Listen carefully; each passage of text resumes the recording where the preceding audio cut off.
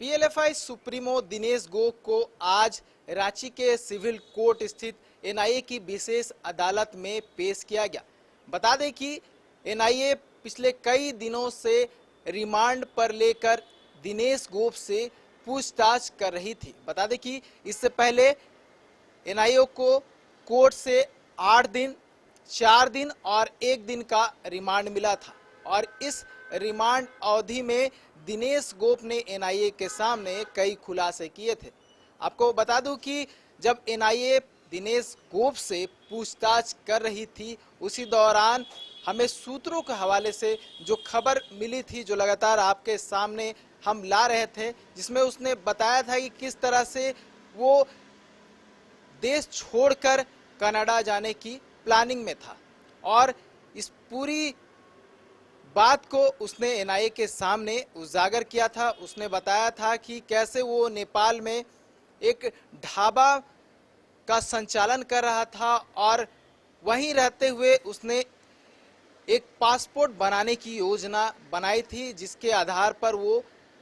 विदेश भागने की फिराक में था। उसके साथ साथ जब एनआईए ने उससे पूछताछ की थी तो कई खुलासे हुए थे,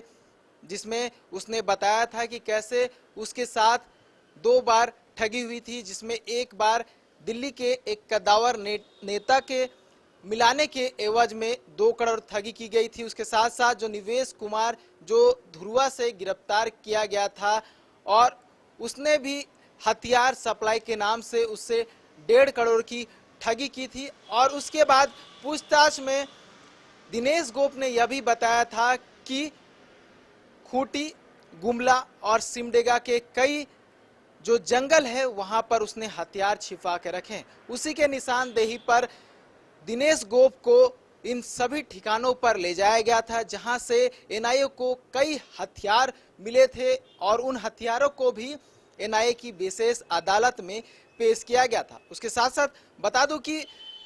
एनआईए को सबसे बड़ी जो दिक्कत आ रही थी दिनेश गोप से पूछताछ करने में, वो दिक्कत ये थी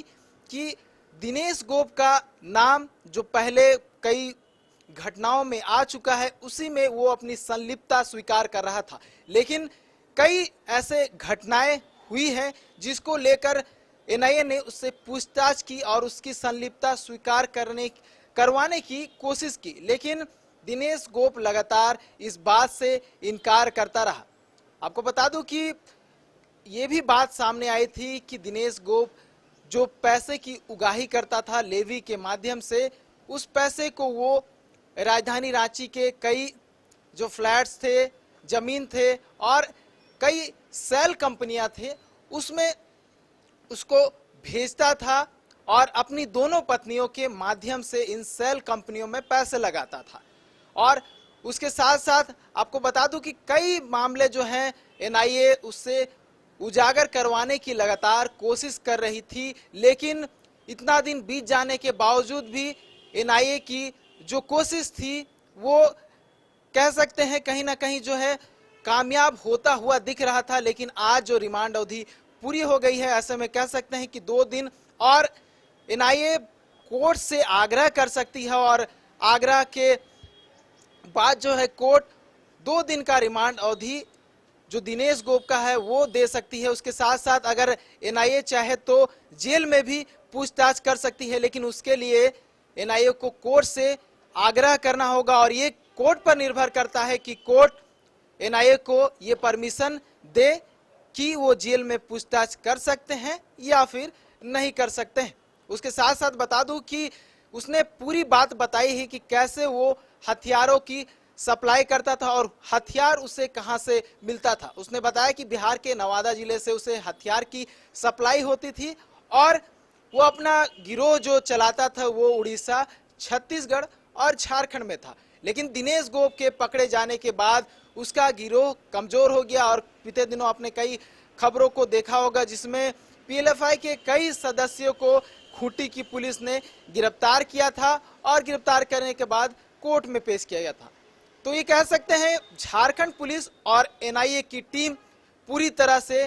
पीएलएफआई जो दिनेश गोप की संगठन है उसको नेस्तनाबूद करने की तैयारी में लगी हुई है। और आखिरी बात ये बता दूं कि पिछले दिनों दिनेश गोप के निशानदेही पर खूंटी से उसका एक जीप भी बरामद किया गया था, जिसके बारे में कहा जाता है कि जब वह उस जीप से किसी भी इलाके से गुजरता था तो आसपास के गांव के लोग अपने खिड़की और दरवाजे बंद कर लेते थे। तो ये कह सकते हैं कि दिनेश गोप जब पकड़ा गया है तो आसपास के लोगों के साथ साथ जहां उसका खौफ चलता था उन लोगों के लिए राहत है। अब देखने वाली बात होगी क्या एनआईए फिर से रिमांड की मांग करती है या फिर विशेष पूछताछ के लिए कोर्ट से आग्रह करती है। न्यूज बाय स्कोप के लिए कॉर्पोरेशन विकास के साथ नीरज कुमार, रांची।